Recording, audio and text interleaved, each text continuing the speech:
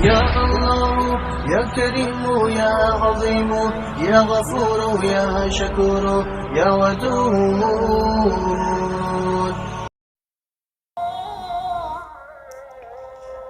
मर्द के कफन में 3 कपड़े होते हैं, जबकि मुसलमान औरत के कफन में 5 कपड़े होते हैं।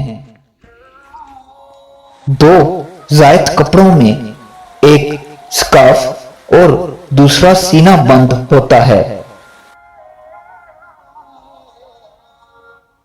अफसोस है उस मुसलमान औरत पर जो पूरी जिंदगी अपना सर और सीना खुला छोड़े, लेकिन मरने के बाद अल्लाह ताला अपने पास इन अज़ा को ढक कर ही बुलाते हैं। ऐ मुसलमान औरत, अफसोस है तुझ पर, अल्लाह तुझसे कितनी हया करते हैं, लेकिन तू अल्लाह से बिल्कुल हया नहीं करती।